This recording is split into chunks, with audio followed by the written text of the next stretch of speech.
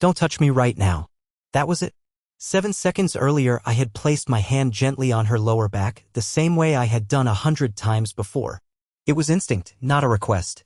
But the way she flinched, like my fingers were knives, made me wish I'd burned them off instead.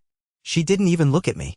Just stared at the hallway mirror, adjusting one earring with the kind of poise that belongs to someone who hasn't loved you in years but still shares your house key. The silence that followed her words wasn't angry. It was cold, polished, practiced. I let my hand drop and stood there, wondering how I got replaced by silence in my own home. Her phone buzzed on the counter. She didn't check it. That was new. It buzzed again. Then she smiled, not at me. Just to herself. 3 slow steps and she reached for her purse. Lip gloss, wallet, phone? She grabbed it all without speaking. I watched her walk to the front door, heels echoing on the wood, stopping only to grab her coat. The same coat I got her last winter after she complained hers made her look married. She opened the door. Then finally she turned to me. I thought she might explain. Apologize. Offer some soft excuse for why she recoiled like that. But she didn't. She said I might be late. And I said nothing. I just nodded. She left. The click of the door behind her felt louder than her words. I stood still for 2 more minutes. Not because I didn't know what to do, but because I knew exactly what I had to do and I needed those 2 minutes to breathe before I became someone else. I walked straight into the kitchen, opened the drawer under the oven, and pulled out the envelope. It was already sealed. Inside were 2 things, a printout of our joint account summary showing every transfer she didn't know I noticed, and a short handwritten note that said, "Don't worry, I won't touch anything else. Especially not you." I left it on her pillow. Then I opened my laptop. 2 weeks ago, during a panic attack I had while she laughed in the bathroom with someone named Jason on speakerphone, I started documenting everything. Not because I planned to use it, but because I couldn't stand feeling insane anymore. Yeah? Now it was my map out. One by one, I deleted myself. Shared accounts? Closed. Subscriptions in my name? Cancelled. My clothes? Packed in the trunk of my car.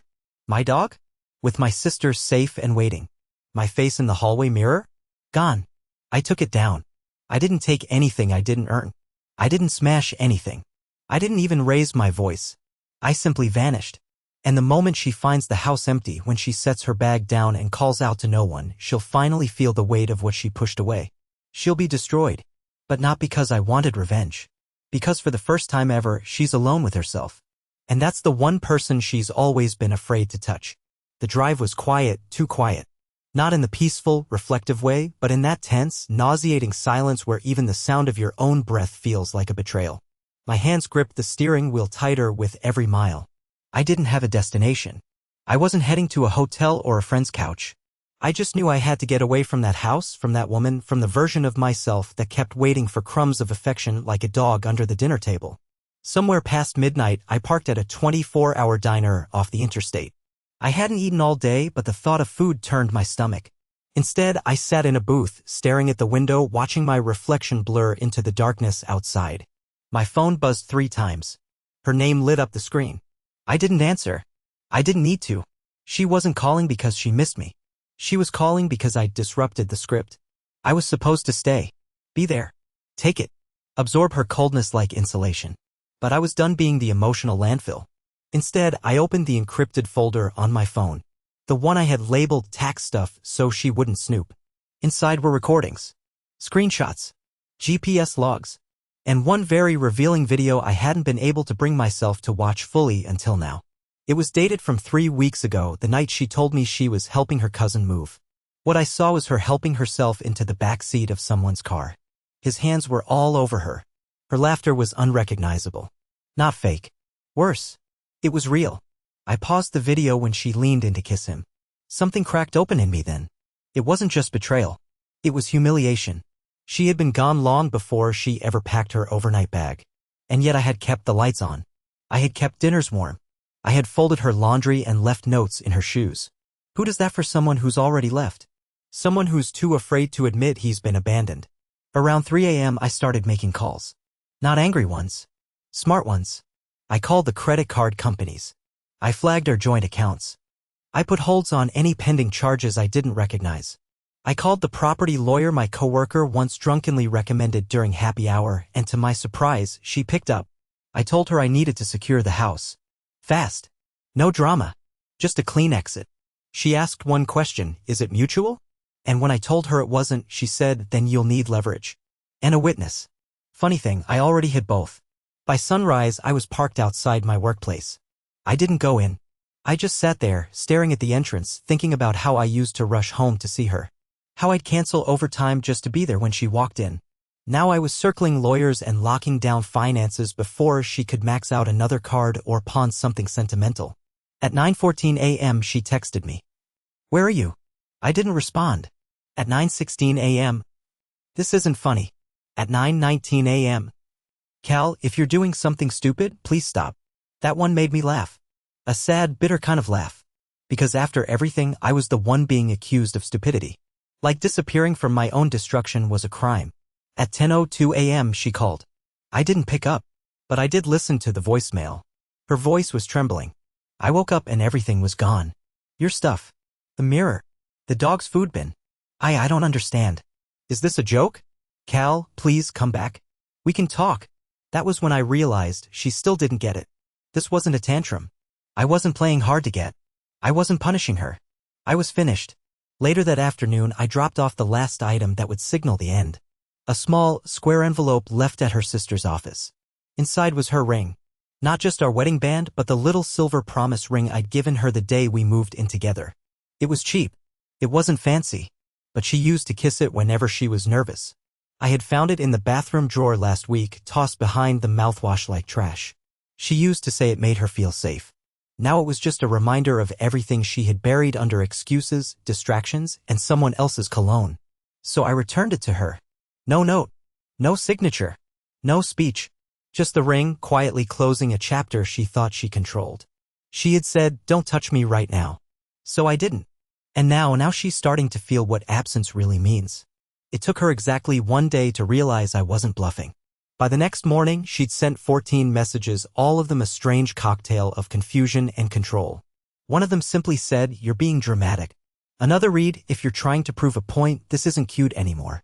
But the one that finally broke through my silence was the one she probably thought was the least important. Can you tell me where the house keys are? That one made me pause. Not because I felt sympathy. Not because I wanted to help her. But because of what it implied, she'd come home late again and hadn't noticed that I had changed the locks. And only after realizing her key no longer worked did she panic enough to text me. Not for me, but for the access she'd lost. The control. I waited until noon before I replied. I sent just one sentence. You can ask your cousin Jason, maybe he has a spare. I wish I could describe the satisfaction I felt in that moment. But it wasn't joy. It wasn't revenge. It was release. Like letting go of a balloon I'd been holding for too long, fingers aching from the pressure. Her silence afterward? That was the sound of the balloon bursting miles above where I could still hear it. Later that day, my lawyer called with news. She had reviewed everything I sent. Screenshots of suspicious money transfers, blurred selfies taken by someone else of her in a downtown bar with a man who wasn't me. Audio snippets from our home security system where she laughed and flirted with someone over the phone while I was in the other room folding laundry. The lawyer didn't hesitate. We'll file immediately, she said. You've got more than enough to protect yourself.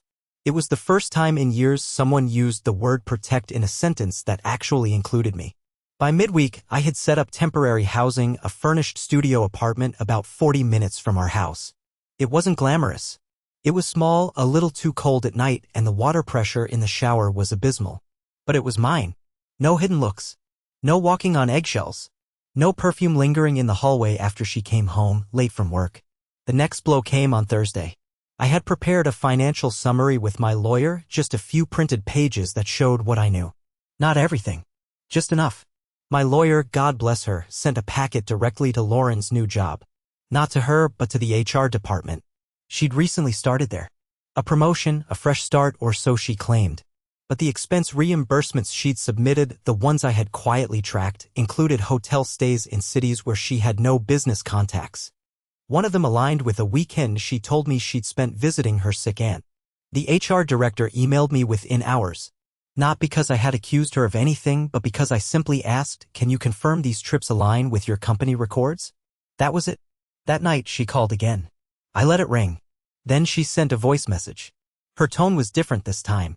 It wasn't angry. It was frantic. Fractured. I don't know what you're trying to do, but this has gone too far. You're acting like a victim, Cal, and it's embarrassing. We can talk, we need to talk. I didn't ask you to leave. I just needed space. That doesn't mean you get to destroy everything. I made mistakes, okay? But we're adults.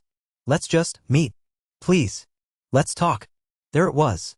The I made mistakes clause, the one people use when they want forgiveness without the burden of an apology. I didn't reply. Instead, I sent one photo. A still frame from the surveillance camera, her walking out the front door, heels in one hand, Jason's tie in the other, while I sat in the kitchen 3 feet away, not visible in frame, pouring her a glass of wine she never drank. That was my final message. The next day, she was locked out of our joint streaming accounts. Not because I was being petty, but because I was done subsidizing her comfort. She could laugh at someone else's jokes now, just not on my Netflix. I found out through a mutual friend that she'd called her sister crying. Said she felt like her whole life was crumbling beneath her. That she was blindsided. That I had become vindictive. Funny how silence is always seen as cruelty by those who use to count on your obedience. But I wasn't being cruel. I was finally being clear. She had said, "Don't touch me right now." She thought it was a throwaway line. A boundary she was allowed to enforce because I was too weak to ever leave. But she was wrong. I hadn't touched her since. And now she's starting to realize she no longer has the right to reach for me either. 3 days after I went silent, she showed up at my office. I don't know how she found the address. I had only just started working there, a freelance systems position with a startup that didn't even have a sign on the building yet. But she must have followed one of my location pins or gone through my old emails. That's how she operated, sneaky when she needed to be, bold when she was cornered. I was in the middle of a meeting when the receptionist knocked gently on the glass. "There's a woman here. Says it's urgent." She seems upset. Of course she was. I stepped out and there she was, standing in the lobby, clutching her oversized bag like it held the answers she didn't want to give. She looked polished. Flawless even. But her eyes were wrong. She had that brittle panic behind her mascara, the kind you only get when you're used to control and suddenly find yourself drowning without warning. "I need to talk to you," she said, her voice soft but shaking. I didn't yell. I didn't whisper. I simply said, "This isn't the place." She followed me outside anyway, heels clicking fast behind me like she was chasing a version of me she thought still existed. When we reached the edge of the parking lot, she grabbed my arm the same way I tried to touch her days ago and asked, "Why are you doing this to me?" That word stuck in my chest like a splinter. Me. Not us. Not what happened. Not "I'm sorry." Just me. I stared at her for a long second, letting her question hang in the air like smoke. Then I said, "You burned the house down and are surprised the heat isn't cozy anymore." She blinked as if she couldn't process that someone like me had said something with weight. I used to fold in front of her. Now I was made of concrete. She started crying, not sobbing, just those careful, slow tears designed to elicit sympathy. "I messed up," she whispered. "But you're ruining my life. You locked me out of everything. My reputation at work, our finances, Cal, you're punishing me." "No," I said calmly. "I'm just removing myself from the crime scene." Her mouth dropped open, and I could see it, the realization that I was no longer her backup plan. That she had expected rage, maybe even begging. But not this quiet, calculated vacancy. That scared her more than any screaming match could. She took a breath, straightened up, and said the line I think she'd been rehearsing. "Jason doesn't even matter." It wasn't serious. I felt my entire spine tighten. "You told him you loved him," I replied. "You told him I was dull and safe. That I wouldn't go anywhere, that I was too soft to leave. Remember?" She flinched. I hadn't shown her the recordings yet, but the way her eyes widened told me she now suspected I had them. "I was just venting," she said quickly. "We were in a weird place. I didn't think you'd disappear." I finished. "I know. That's the part that hurts the most." For a second, she looked like she wanted to scream. Instead, she turned away and pressed her palms to her forehead, trying to regain control. "We can fix this. I'll cut it off. I'll block him. We can talk to someone. You're overreacting. You always do." And there it was again, the gaslight she thought I'd keep walking into like a moth. I just shook my head. "You can fix it all you want. Just not with me in it." I walked away without looking back. Her voice chased me across the parking lot. "Cal, please. I'm begging you." But it sounded smaller now. Not because she was farther away, but because something inside her had finally cracked. She realized I wasn't punishing her. I wasn't playing games. I was gone. That night, she sent me a photo. It was our wedding picture, one we had taken by the lake where we first met. I used to love that picture. Now it looked like a still frame from a fantasy. She captioned it with 2 words. Still us. I didn't reply. I deleted it. Instead, I forwarded the final package to her employer. I hadn't planned to, not at first. But after seeing how quickly she tried to twist the narrative, I knew I couldn't trust her to leave quietly. It wasn't about revenge. It was about truth. If she was going to play the victim, I needed to make sure people had the facts. I don't know what happened at her job after that. But I do know the next day, her car was gone from the company lot by lunchtime. Mutual friends stopped tagging her in posts. Her sister, who used to comment fire emojis under every selfie she posted, had gone silent. She wasn't just embarrassed. She was unraveling. And every second of it, every moment she sat alone, wondering how she lost the man who never stopped showing up, was the consequence of a single sentence. Don't touch me right now. She didn't know that sentence was a match. And I was drenched in gasoline.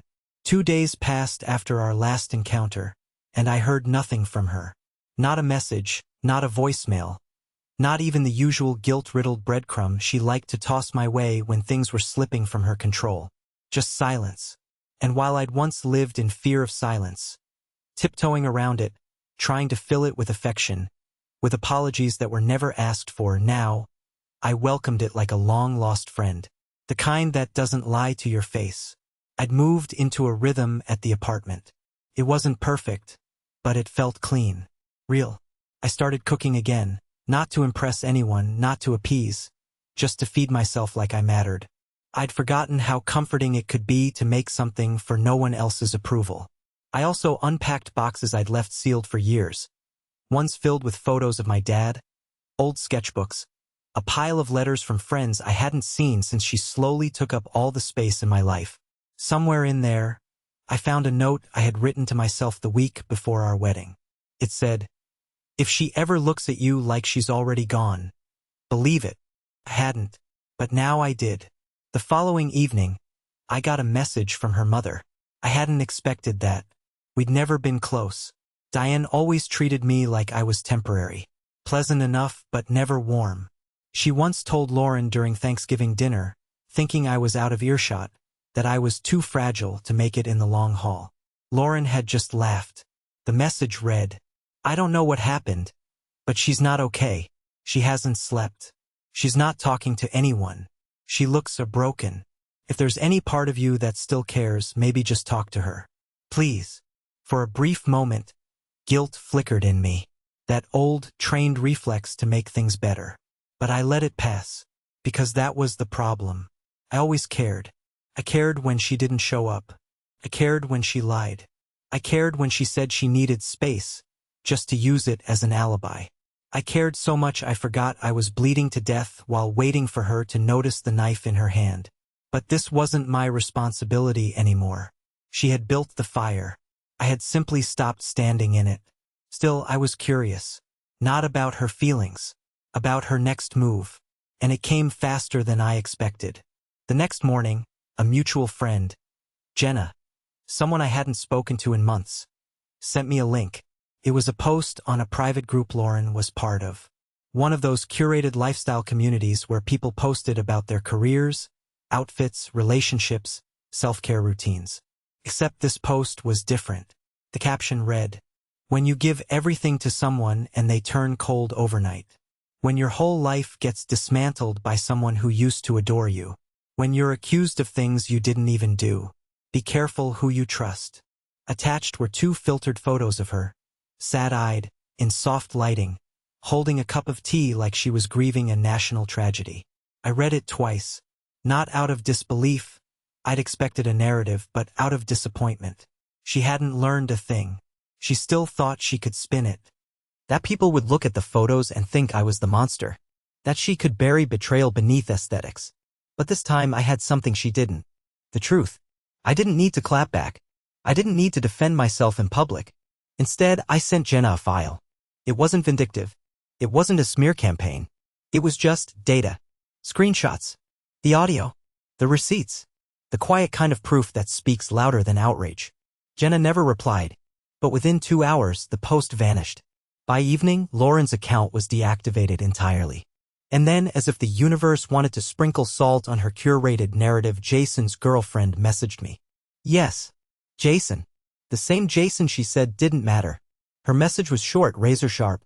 You're not the only one who got blindsided. I saw your name in his texts. I hope you're okay. I stared at the screen for a long time. I hadn't expected this crossfire. Hadn't thought of the collateral damage. Turns out Lauren wasn't just destroying me, she'd been double-timing her own affair. Jason had a girlfriend. One who had now become, unexpectedly, the only person in the world who knew exactly what I was feeling. We talked. 4 hours. Not about revenge. Not about them. Just about betrayal. About numbness. About the stupid ways we both tried to hold on to people who were already erasing us in real time. And somewhere between those messages, I started breathing differently. Lighter. Like I was no longer choking on the invisible weight she left behind. Back at the apartment, I looked out the window and realized I couldn't remember the last time I felt this still. It wasn't peace yet, but it was the road there. And I wasn't walking it alone anymore.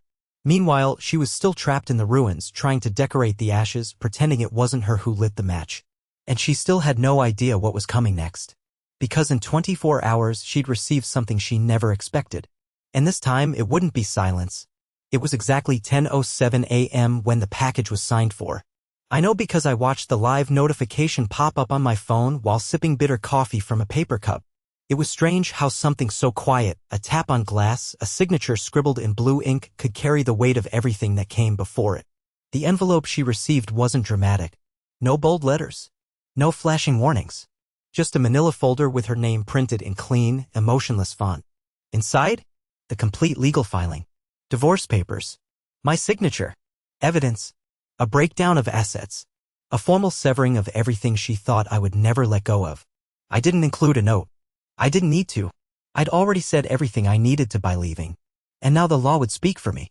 An hour later, my phone rang. I didn't recognize the number, but I picked up anyway. It was her. No greeting. No hello. Just breath. Panicked. Heavy. Then her voice, smaller than I'd ever heard it. You're divorcing me? I didn't respond immediately. I wanted the question to echo back into her ears, let her hear how absurd it sounded out loud. You told me not to touch you, I said finally. Now I'm making sure I never do again. She exhaled a ragged breath like I'd stabbed her. Cal, this isn't fair. I made mistakes, yes, but you're acting like I'm the villain. I stared out at the street from my car, watching two kids fight over a soccer ball like their world was made of simple choices and clean victories. You're not the villain, I said quietly. You're the lesson. She fell silent. And then her tone changed, cold, defensive, clipped. I'd heard this version of her before. The one she used when customer service lines didn't go her way. When she didn't get what she felt entitled to. You think anyone's going to believe you? You think dragging my name through the mud makes you noble? You're just bitter. You're trying to make me look like a monster because you couldn't hold on to me. That struck a chord, not because it was true, but because it revealed something deeper. She wasn't scared of losing me. She was scared of losing the version of herself that looked good in the mirror of my loyalty. I said nothing. Let her spiral. She kept talking, each sentence more defensive than the last, trying to rewrite history on the fly. But it was too late. That script didn't work anymore. She was auditioning for a role in a play that had already closed. Eventually she hung up, and then the real fallout began. That afternoon her sister messaged me again. This time with an entirely different tone. What happened? She asked. She's been calling everyone. She told Mom you've gone crazy. She's trying to make it seem like you blindsided her. But I don't know. Something feels off. Like she's scrambling. I debated how much to say. In the end I replied with a question. Did she ever mention Jason? There was a long pause. Then, Jason, the guy she used to work with? Are you saying? I didn't reply with words. I just sent a single photo. One I hadn't shared with anyone yet. It wasn't graphic. Just enough. Lauren outside a hotel wearing the coat I bought her for her birthday, laughing while Jason tucked her hair behind her ear like he owned it. Scene. No reply. For hours later, Lauren's social media accounts were gone. Vanished. Every filtered post, every curated quote, every caption about healing and alignment erased. Her sister called me. I didn't answer, but she left a voicemail that said, I'm sorry. I didn't know. I should have seen it. She told us so many lies. That night, I finally opened the last message Lauren had sent me weeks earlier. The one I hadn't read. It had sat there in my inbox, unopened like a bomb I wasn't ready to detonate. I clicked it. It was a draft of a letter she'd never sent officially. Probably written before I left. Probably meant to manipulate, not reconcile. In it, she wrote, "You've always been too soft, Cal. That's why I chose you. You'd never leave. You'd never question me. You were safe. And I needed that. But eventually, I needed more. I thought maybe I could have both comfort and passion. I didn't think you'd ever disappear. You were supposed to stay." There it was. Not regret. Not remorse. Just entitlement in black and white. I forwarded it to my lawyer, who responded immediately with, "This locks everything in place. She'll get nothing more than the law allows. And she knows it." And maybe for the first time since the whole mess started, I felt it, not relief, not vengeance, but clarity. I hadn't just walked away from a marriage. I'd escaped a carefully constructed illusion. One where I was the loyal character in a story she thought she could rewrite forever. And the best part?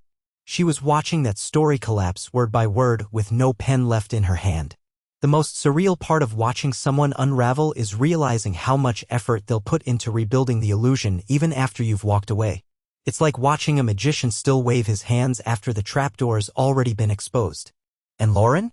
She was still waving. After the legal documents were received and her public sympathy campaign backfired, I figured she'd retreat. Quietly. With damage control. But no, she doubled down. Within days, I started hearing from people I hadn't spoken to in years. Old coworkers. Acquaintances. Even someone I barely remembered from our wedding guest list. They were all reaching out with one variation of the same message. "Hey. Lauren says you've been struggling mentally. Is everything okay?" I stared at my phone, stunned. She had pivoted again, this time painting me as unstable. The soft, predictable man suddenly became emotionally volatile. She told people I was going through something dark, that I'd vanished without warning, that she was worried sick because I'd refused to get help. One even mentioned she said I'd been spiraling for months. And that's when I realized she wasn't trying to get me back. She was trying to get ahead. If she couldn't control me, she'd control the narrative. If she couldn't reach me, she'd reach them. People I once trusted.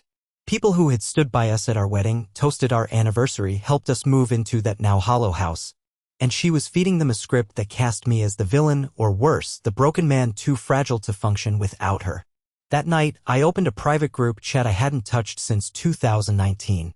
It was a group of mutual friends, people we used to see on weekends, people who slowly drifted as Lauren became more and more selective about who we had time for. I had left the chat years ago without fanfare, just quietly disappeared the way she trained me to. But now I rejoined. And I dropped a single message with 3 attachments. The message read, "I don't need sympathy. I just want the truth to have a chance to breathe." The attachments were simple: one audio clip of her mocking our marriage to Jason, one photo of her in his arms outside the hotel, and a PDF of the message she wrote admitting she never expected me to leave. I didn't say another word. I left the chat again before anyone could reply. 20 minutes later, my phone started lighting up like a pinball machine. Missed calls. Voicemails. A dozen texts. But I ignored them all. That wasn't for me. That was for them. For the people she'd lied to, manipulated, played like background characters in her carefully curated life. If I had learned anything over the past few weeks, it was that silence is often more powerful than a monologue. And hers? It was crumbling. The next morning, I checked her professional profile out of curiosity, the one she used for networking, the one filled with quotes about leadership and loyalty. Gone. Deleted. Not deactivated, deleted. Every trace of the woman who built her world around appearances was beginning to flicker out. Then came the final blow. A week earlier, before I delivered the papers, I had requested access to the security footage from the night I left. Just a backup. I wasn't even sure I'd need it. But now, with her spiraling and spinning stories, I realized it mattered. One clip. 46 seconds. Me in silence, packing my last bag. Her, walking in from the garage, phone to her ear, smiling until she saw the note I'd left on the table. No rage. No confusion. Just her picking it up, reading it, and slowly sitting down. Not a tear. Not a word. Just the weight of what she knew she'd done finally catching up to her face. I posted it anonymously on a private forum she belonged to. No name. No location. No context. Just a caption that read, "This is what real endings look like. Not fireworks. Not shouting. Just the quiet when the mask falls off." It spread. Quietly. Not viral. But enough. The next day, Lauren's phone was disconnected. Her friends stopped defending her publicly. Even Jason's name disappeared from her digital trail. And I was free. Finally. Not just legally, not just physically, but mentally. Emotionally. For the first time in almost a decade, I could wake up without preparing myself for emotional warfare. I could look in the mirror without wondering how much more of myself I had to amputate to be acceptable. I was whole. Worn, yes, but whole. She said, "Don't touch me right now." And I didn't. Now everything she built on that arrogance is turning to dust. Because when you treat loyalty like weakness, you forget that some of us are quiet, not because we're scared, but because we're waiting. Waiting to walk away when it hurts the most. 2 months after the dust had settled, I received a letter. Not a message. Not a voicemail. Not some emotionally manipulative emoji-laden paragraph typed at 2 a.m. No, an actual letter. Handwritten. Folded neatly. No return address. Just my name on the envelope in handwriting I'd memorized long ago. I almost didn't open it. I stared at it for a long time, wondering if giving it space in my hands would somehow undo the progress I'd clawed my way toward. But curiosity is a stubborn thing. So I unfolded it. Slowly. One breath at a time. It wasn't angry. It wasn't desperate. It wasn't even particularly long. It was, in her own words, an acknowledgement. She didn't beg me to come back. She didn't try to explain away her choices. She didn't point fingers or throw out tired lines about fate or timing. Instead, she admitted something she never had the courage to before. You were the one thing in my life that was real. I didn't know how to hold onto something I didn't feel like I deserved. And when you left, I realized it wasn't punishment, it was mercy. You gave me a version of love I was too broken to return. And I'm sorry I had to break you first to see it. I didn't cry. I didn't shake. I just closed the letter, placed it in the drawer with the few things I'd chosen to keep from that part of my life, and exhaled. That was the last time she ever reached out. In the following weeks, I began to do things I hadn't allowed myself to before. I took a painting class, something I always talked about but never had time for. I reconnected with old friends, not with the shame of someone who had been through a breakup, but with the quiet strength of someone who had finally walked out of a burning house. I adopted a dog from the shelter, not to replace the one I left with my sister, but to start fresh. I named her Olive. She doesn't flinch when I open a door. She doesn't bark at shadows. And somehow every time she curls up beside me on the couch, I feel like maybe life still has surprises left in it, the good kind. And then one day I met someone. Not in a bar. Not online. Not through some dramatic twist of fate. Just at a local bookshop reaching for the same out-of-print memoir on a rainy afternoon. Her name is Elise. She laughs with her whole face. She asks questions and actually waits for the answers. And she doesn't treat my past like a burden, she treats it like a map of places I've survived. We've been seeing each other slowly, gently, without pressure. She knows everything. I didn't hide any of it. And the way she looked at me when I told her the full story, not with pity but with respect, told me everything I needed to know. I'm not who I was when this started. I'm not bitter. I'm not hollow. I'm not waiting for anyone to come fix what was broken. I'm just here living. Breathing. Free. And to anyone reading this who feels like they're trapped in someone else's storm, who keeps hoping that love means enduring pain, please hear this. Walking away isn't weakness. Sometimes it's the bravest thing you'll ever do. She said, "Don't touch me right now." So I didn't. And now, I finally know what it means to feel held. Not by someone else, but by the life I chose when I stopped waiting to be chosen.